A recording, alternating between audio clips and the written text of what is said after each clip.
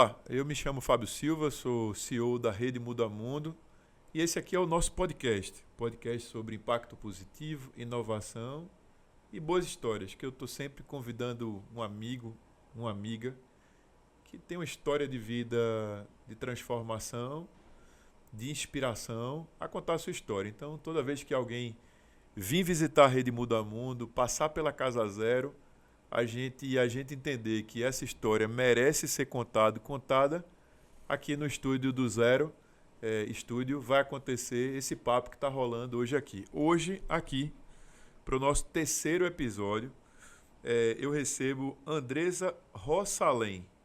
Se eu estiver errado, na hora que ela for falar, ela me corrige. Ela compartilha sua experiência à frente de importantes iniciativas da sua carreira. Ela passou por organismos internacionais como Unesco, PNUD, BID e Banco Mundial. Ela hoje representa aqui também a Secretaria de Desenvolvimento Social do Estado de São Paulo, no qual, nesse momento, ela ocupa a cadeira de secretária do governo do Estado de São Paulo. Vem visitar Casa Zero e aí veio conhecer Casa Zero, Rede Muda Mundo, as iniciativas e vem aqui hoje contar um pouco da sua história, quem ela é, de onde vem e o que é que ela pretende fazer sendo secretária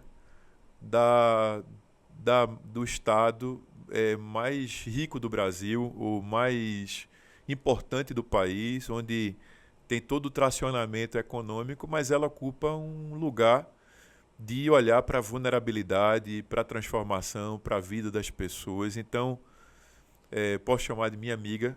Seja muito bem-vinda. Quem é a Andresa, além dessa que eu apresentei aqui? Vou corrigir rapidinho. Andresa Rossalem. Rossalem, eu sabia que era necessário. Não, obrigada pelo convite. É um prazer estar aqui. Um amigo, uma casa que está acolhendo a gente, está acolhendo o governo de São Paulo. Então é uma honra estar aqui falando. Quem é a Andresa? Nossa, não é fácil, né? Falar quem somos, né? Mas a Andresa é economista, venho de uma família de muitas misturas e de muitas histórias. Acho que como todo bom brasileiro, somos uma mistura. Sou muito super feminista, nasci num lar feminista, acho que esse contexto é super importante. O feminismo não está fora de moda, essa bandeira continua e é minha bandeira. Cresci num lar muito feminista, então acho que essa foi a minha formação, num lar feminista onde mulheres tinham que ser muito independentes. Cresço com esse ideal, né, de provar, de mostrar, de ocupar espaços que muitas vezes são ocupados, em grande maioria, por homens. Mas, ao mesmo tempo, fui me descobrindo e, na metade dessa minha jornada, que fazer mãe também era um espaço e um lugar de mostrar para os meus filhos e tudo que eu aprendi com a minha família. Então, acho que a Andresa é feminista, a Andresa é economista, a Andresa é mãe, a Andresa é empresária, a Andresa também hoje ocupa um lugar de secretária de Estado num governo do governador Tarcísio, um governo forte, um governo importante, que tem feito grandes avanços e é uma referência, né, no Brasil. Então, acho que... Mas a Andresa também gosta das pequenas coisas, a Andresa também gosta de leitura, a Andresa também gosta de Netflix, a Andresa também ama cachorro, tenho 3 filhos peludos. Então, é isso. Acho que essa é a Andresa que tem aí uma diversidade de mulheres dentro dela e fazendo aí essa jornada. Forte, potente e leve ao mesmo tempo. Andresa, você tem uma carreira admirável, eu falei no início, com a trajetória que inclui muitos trabalhos, também falei sobre PNUD, Unesco, Banco Mundial. Mas o que é que faz alguém como você se conectar a uma pauta tão dura do desenvolvimento social? Me parece que você, já dizendo quem é a Andresa, já ia traduzindo um pouco isso, mas explica pra gente por que você está gastando sua vida com essa causa, com essa pauta e com essa trajetória de carreira. Então, na verdade, minha trajetória não começa assim, né? Eu fiz economia e aquele ideal imaginário, mercado financeiro, mas eu estava num polo logístico, que é o Espírito Santo, sou capixaba. Minha monografia foi no campo da logística, minha dissertação foi no campo da logística, mas até pela minha formação, pelo meu pai, toda a nossa trajetória, né, de conquista, de avanço. Meu pai é um homem preto, era um homem preto, foi um dos primeiros a entrar na faculdade, né, de administração federal, né, o primeiro preto dentro do curso. Então, tenho várias vitórias ali nesse campo do social, da conquista do espaço, que sempre foi uma pauta dentro da minha casa. E eu vou para o Rio de Janeiro, um contexto, tentar doutorado, vou para uma pauta, saio dessa lógica, né, de logística, vou para uma pauta de consumo, mas lá eu conheço o Ricardo Paes de Barros. Essa figura é importante, é emblemática na minha vida, porque faço uma matéria, por acaso, no doutorado da Federal Fluminense, como aluno ouvinte, uma matéria no campo da distribuição de renda, né, uma econometria ali, mas entendendo nesse conceito e lógico de distribuição de renda e pobreza. Ricardo Paes de Barros, conhecido como PB, ele foi um dos grandes idealizadores, junto com o Ricardo Henrique e toda a equipe, claro, do MDS, do Bolsa Família.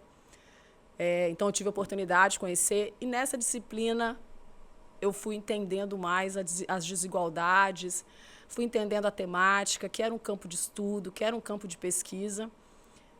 Largo tudo, largo a ideia do doutorado, largo o doutorado e vou trabalhar com o Ricardo Paes de Barros dentro do IPEA. Então, a minha virada profissional, né, que eu entendi que aquela era a minha vocação, porque quando eu vi, de fato, né, esse campo da pesquisa, esse campo de trabalho, porque não era uma... Hoje está muito mais, vamos dizer assim, essa nossa área de economia social, ela está muito mais fácil para os jovens de hoje olharem isso como uma oportunidade de trabalho. Na minha época, eu sou de 96, quando eu entro na graduação, o nosso sonho de consumo era o Plano Real, os economistas do Plano Real, né? Porque foi nessa virada de chave que eu começo a estudar economia. Então, a nossa perspectiva de trabalho era muito diferente, né?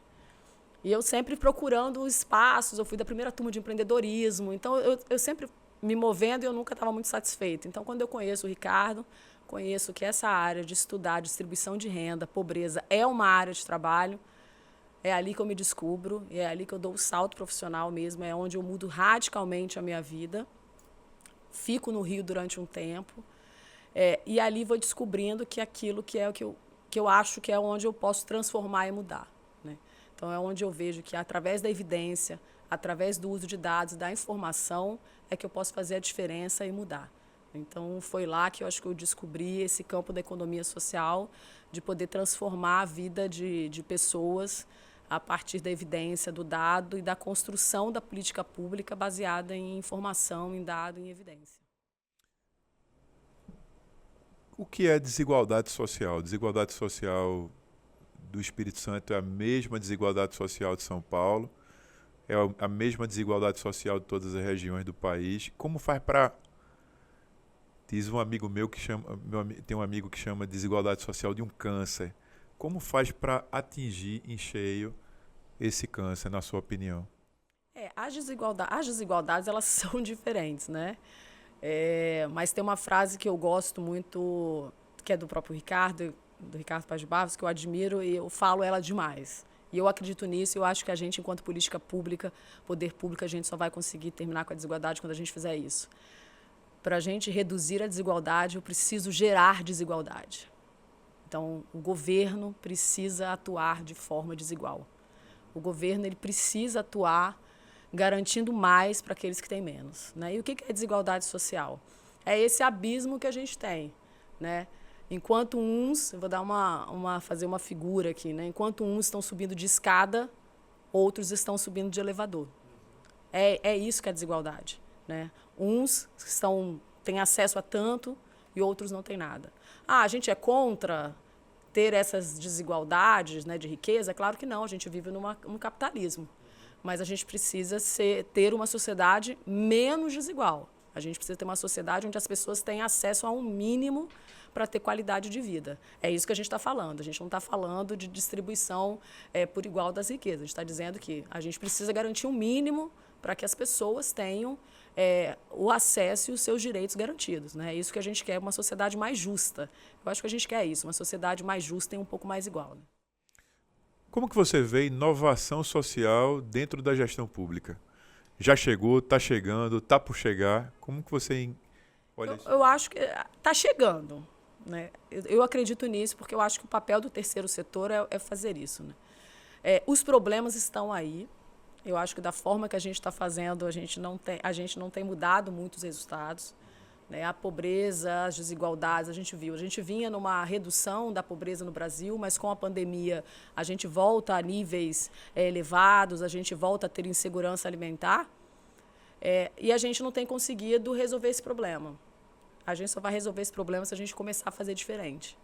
E a inovação social, ela vem nesse lugar, da gente tentar fazer diferente para resolver problemas que estão postos há muito tempo.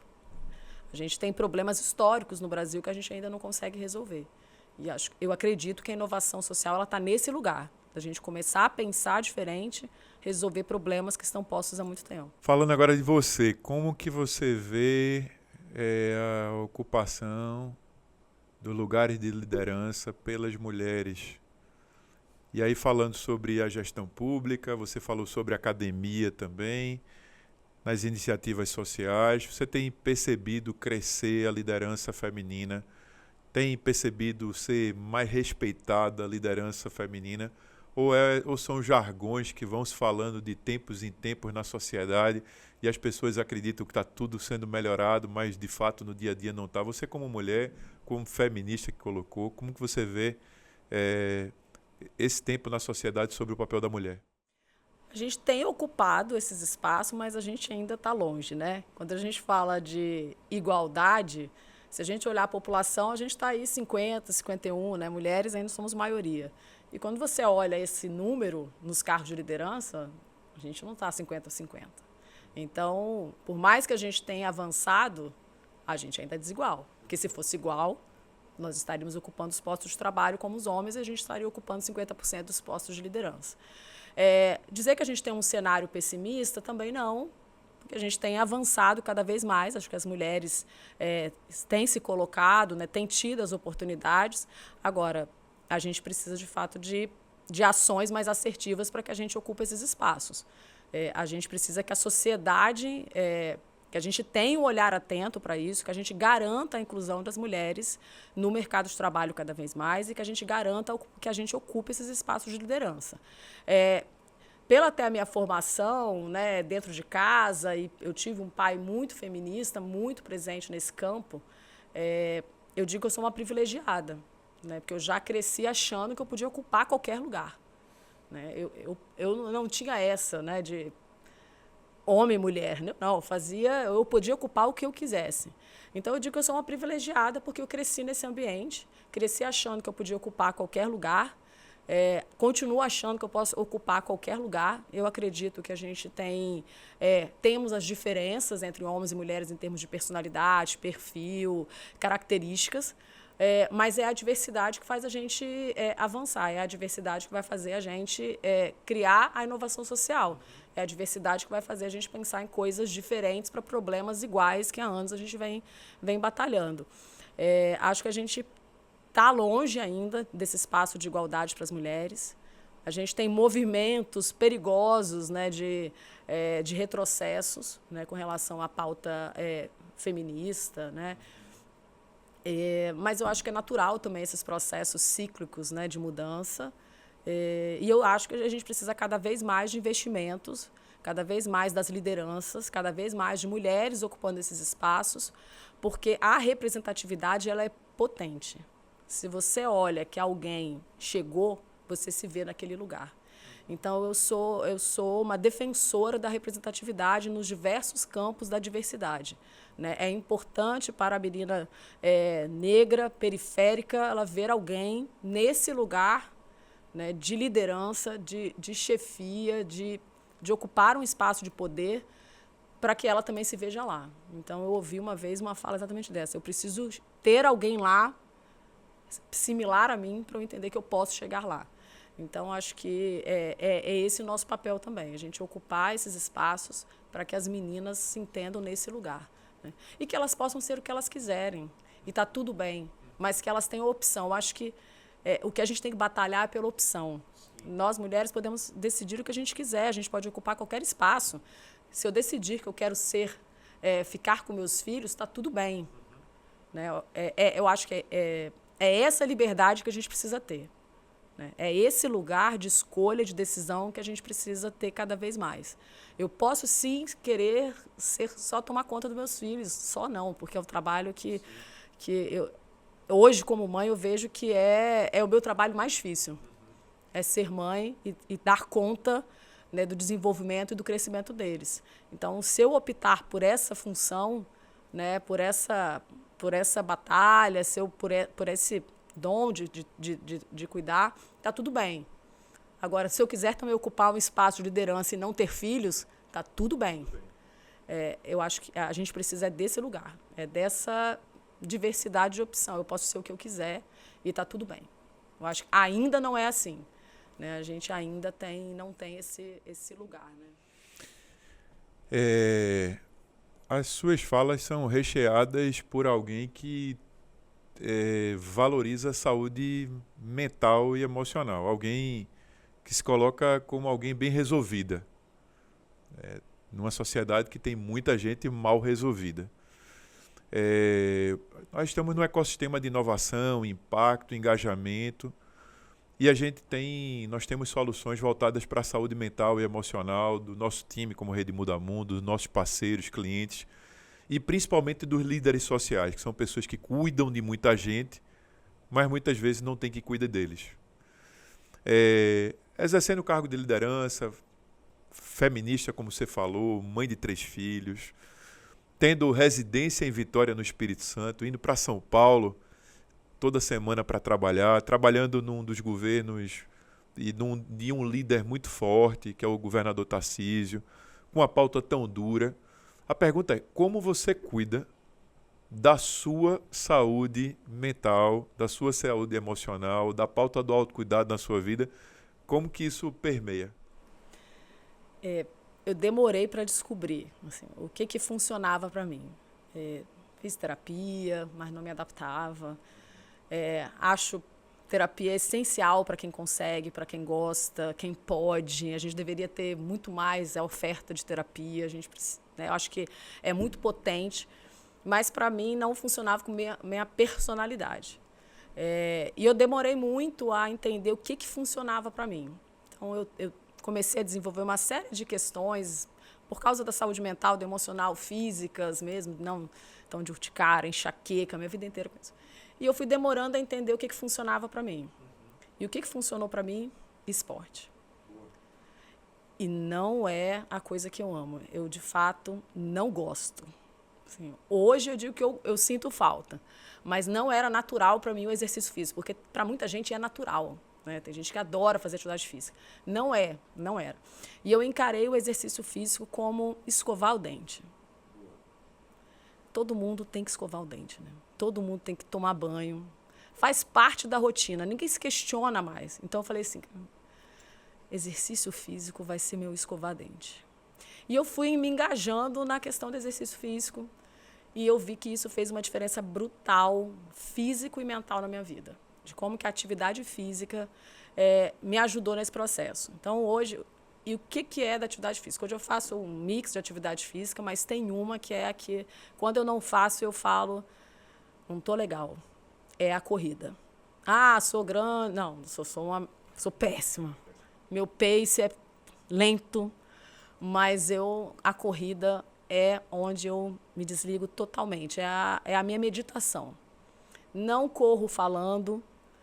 Se você estiver do meu lado, eu não vou falar com você, Fábio. Nem tente puxar conversa. Eu boto um fone de ouvido, não olho para o lado. Se você passar na praia, eu nem te cumprimento. Fico bem focada, fone de ouvido, música alta, das mais variadas possíveis. E ali a minha cabeça vai se desligando e eu vou correndo, eu só começo a pensar É isso, é a minha meditação. São 45 minutos que eu encaixo. Como mãe de 3 crianças, 3 cachorros. É cedo, eu acordo muito cedo, 5 da manhã, para encaixar na minha rotina a atividade física, porque se eu deixar para fazer no fim do dia, não vou fazer. Então, hoje eu estou em São Paulo, tenho uma rotina, né, que termina tarde, e é isso mesmo, eu preciso estar ali, a gente precisa estar ali resolvendo uma série de agendas. E quando eu estou com meus filhos, à noite eu não quero nada, né? Eu quero ficar com eles, é o nosso tempo que a gente tem junto. Então, é isso, eu acordo 5 da manhã, um pouco antes, às vezes, se for necessário, para garantir que eu vou fazer. E para mim é importante. E a outra coisa é a alimentação. Então, eu me alimento, dentro do possível, eu me alimento o melhor, o mais saudável possível. Eu tirei a carne da minha vida. Não sou contra, não faço nenhuma apologia nada, mas é que para mim também não me fazia bem. E também tirei da minha vida e tá tudo bem. Então, tem um equilíbrio entre alimentação, uma boa alimentação e atividade física. Isso, para mim, é a minha terapia. Quem trabalha comigo, ou quem está no nosso time, sempre diz assim, quando as pessoas me encontram, eu quero saber assim, a curiosidade, como é trabalhar com o Fábio? Como é viver esse ecossistema? Aí eu vou fazer a mesma pergunta. Como é trabalhar com o governador Tarcísio? Uma figura hoje super importante da política nacional, faz um contraponto muito importante ao que o governo federal hoje se posiciona com o presidente Lula. Onde você passa no Brasil, mesmo não conhecendo o que ele está fazendo em São Paulo, passa uma sensação muito grande de encantamento da população pelo governador. E aí a gente está falando desde o empresariado até a turma da base da pirâmide. Como é viver o dia a dia no Palácio, nessa pauta, através desse convite? Como é trabalhar com o governador Tarcísio? Estamos falando sobre o líder. Sim, privilégio. Na minha trajetória, eu tive privilégio de trabalhar com grandes líderes, né? Acho que com grandes profissionais. Talvez eu tenha tido esse privilégio de ter bons líderes. Talvez isso tenha me moldado também, até na minha característica, no meu perfil de liderança. E o Tarcísio conhecia pouco, claro, conhecia de longe, né? Enquanto ele trabalhava em Brasília, ministério, toda a sua característica, sua trajetória, até ele chegar ao governo do estado de São Paulo. Mas quando eu sento pela primeira vez com ele, né? Quando a gente foi conversar para se conhecer para o convite, foi um privilégio, porque ele é um líder, e é um líder que ele é inteligentíssimo. Ele é um líder que ele, de fato, comanda a máquina que está na mão dele. Ele sabe de todos os detalhes, de todas as secretarias. Então, ele sabe de tudo. Datas de entregas, ele tem tudo na cabeça. Ele tem o governo dele na mão. Ele é um articulador, ele é um bom ouvinte. Então, ele é um líder, uma grande liderança. Eu tenho certeza que ele pode fazer e vai fazer, com certeza, a diferença no nosso país. Ele é dinâmico, mas ele deixa o secretário, ao mesmo tempo que ele sabe de tudo, que ele tem o governo na mão, ele dá uma liberdade para que o secretário toque a sua pauta, toque ali a agenda no dia a dia. Ele tem controle, mas ele tem confiança no seu secretariado. Então, isso é fundamental, uma relação de confiança, né, entre quem é liderado e o líder. Ele deixa a gente fazer o nosso trabalho, mas ele está ali junto se a gente precisar. Então, ele, de fato, é um líder, né, comanda ali o Estado, o governo de São Paulo com maestria, e eu acredito que esse Estado de São Paulo vai cada vez mais longe com ele. Você vai passar aqui no Recife, esse videocast está sendo gravado na cidade do Recife, capital do estado de Pernambuco, nordeste do Brasil. Você está aqui com sua equipe, vai passar aqui algo menos do que 24 horas, ou quase 24 horas. Veio para uma agenda de visitar Casa Zero, Rede Muda Mundo, visitar a prefeitura, perceber qual é a interface disso tudo com o poder público, com o empresariado, ouviu vários testemunhos voltados para a economia criativa, para desenvolvimento social, conectado ao desenvolvimento econômico. Eu quero saber quais são as tuas impressões. Dizem um pouco que eu sou meio que embaixador do Recife, porque eu faço questão de trazer muita gente para cá para conhecer, para tentar ver se aquilo que a gente está fazendo de fato é de ponta, é de vanguarda, tem inovação, como é que a gente pode melhorar, fazer intercâmbios, aprender. Eu não te conhecia, mas a partir do momento que passei a te conhecer, fui estudar sobre você, né? E eu percebo que você é alguém com uma trajetória densa, madura, esteve em grandes instituições, se relacionou com grandes líderes, foi liderada por grandes líderes. Então, a sua opinião para a gente, que faz parte de todo esse ecossistema, é muito importante. Quais são as suas impressões ao visitar a Rede Muda Mundo, Casa Zero, nessas 24 horas? Aprendizado, primeira coisa, né? Acho que eu já conhecia. Então, primeiro, Pernambuco. Pernambuco é uma referência na área social, né? Tem grandes avanços na área da educação. Pernambuco é uma referência. E Recife, mais ainda, tanto no campo, né, das boas referências na área de desenvolvimento social, mas também no campo da tecnologia, da inovação. Então, Recife, de fato, tem se destacado cada vez mais e é uma referência. Então, eu já conheci um pouco a trajetória de Pernambuco, de Recife, e eu tenho uma crença que o Brasil sabe fazer. O problema é que a gente não olha para quem está fazendo. Então, eu sou uma defensora da gente olhar para quem está fazendo bem. A gente não tem que criar nada do zero, embora a gente esteja na casa zero, mas exatamente isso. Eu acho que a gente tem tanta gente fazendo que a gente pode partir de algo. Eu levo sempre isso comigo. Para onde eu vou, eu falo, gente, já tem gente fazendo, não tenho a menor dúvida. Eu não sou um gênio que vou eu ter a melhor ideia. Não, com certeza tem muita gente já fazendo. Então, antes de a gente ter a brilhante ideia, que o mundo está recheado de brilhantes ideias, vamos olhar quem está fazendo. Então, vocês são uma referência de quem está fazendo.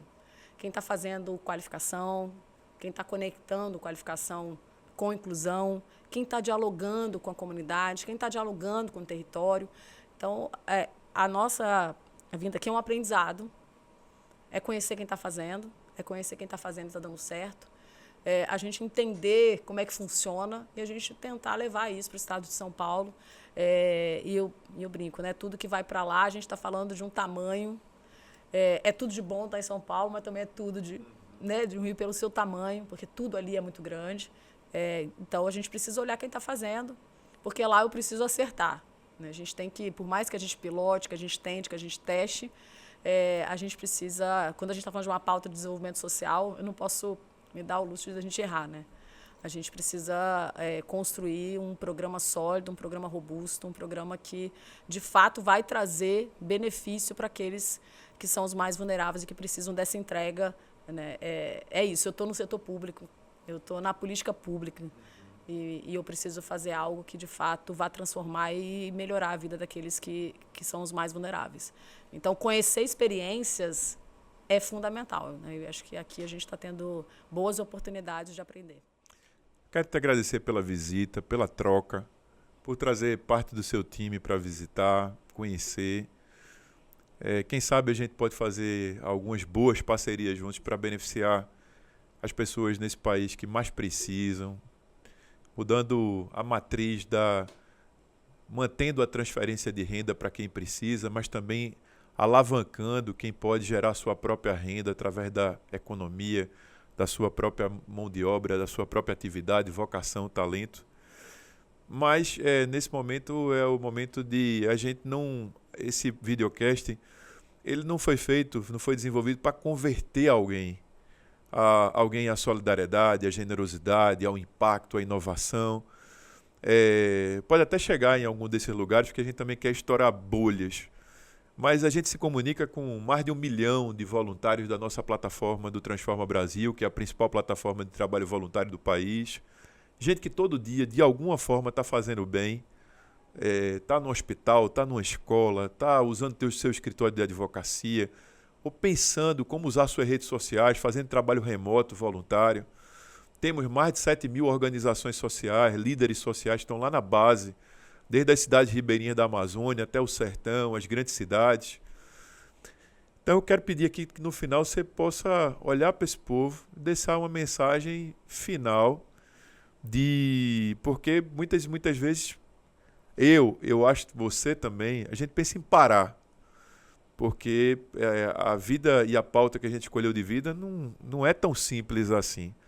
E nesse dia, exatamente quando alguém chega para a gente e a gente ouve um grande testemunho, ouve a evolução de uma política pública, e aí a gente acaba não parando. Mas nesse momento pode ser que alguém esteja pensando em parar, desistir, sair do país, está enfermo por conta da sua própria atividade, porque cuidou de muita gente, mas não cuidou de você. A mensagem é da ativista, ativista que decidiu focar sua vida numa causa, transformou isso tudo numa carreira e hoje está ocupando um cargo extremamente importante no país para transformar políticas públicas através da vida das pessoas. Qual a mensagem para todo mundo? Eu vou falar acho que com a juventude. Quando eu comecei a olhar para a minha profissão, eu não entendi esse lugar da economia social. Então, eu falo que eu sou uma ativista desse campo também. Que a gente comece a enxergar o campo da política pública, o campo da economia social, do empreendedorismo social, como uma profissão. Que a gente cada vez tenha mais jovens sonhando em ser empreendedores sociais. Cada vez mais jovens sonhando em ser economistas sociais, em atuar em organizações sociais. Porque é muito comum você perguntar para uma criança, para o jovem, o que você quer ser? É médico, advogado, enfermeiro, economista menos, né? Até queria, mas não é tanto assim. Mas a gente não vê as pessoas sonhando em estar no setor público. A gente não sonha em ser um servidor público, em servir a sociedade. A gente não sonha em estar no terceiro setor. Ninguém não passa isso pela cabeça das pessoas. E a gente que está nessa área, talvez nesse lugar, muitas vezes, de ocupando espaços de liderança, de comunicação, a gente precisa dizer para as pessoas que elas sonhem em estar servindo a sociedade, que elas sonhem em atuar na área social, que elas sonhem em, através, né, de organizações, de política pública, de economia social, empreendedorismo social, transformar a vida das pessoas, da sociedade, porque é só com esse propósito, que a gente vai ter uma política pública feita por pessoas mais preparadas, a gente vai ter uma política pública cada vez mais pautada pelas evidências, pela pesquisa, mais gente vai estar falando disso.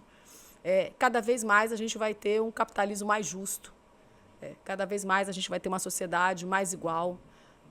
Então, o meu chamamento aqui é para engajar, né, que a gente sonhe em atuar na área de empreendedorismo social, que a gente sonhe em transformar a vida das pessoas, que a gente sonhe em dedicar as nossas vidas nessa pauta como profissionais, mas nessa pauta de impacto social. Eu acho que o meu papel está nesse lugar, de convidar as pessoas para sonharem, atuarem na área de impacto social e transformar a vida das pessoas, transformar a vida do país, transformar a vida do mundo, e a gente ter um lugar mais justo, mais igual para todos. Um papo de inspiração, de vida, de carreira, de política pública. Quero convidar você para compartilhar esse vídeo, espalhar, e a gente se vê no nosso próximo videocast.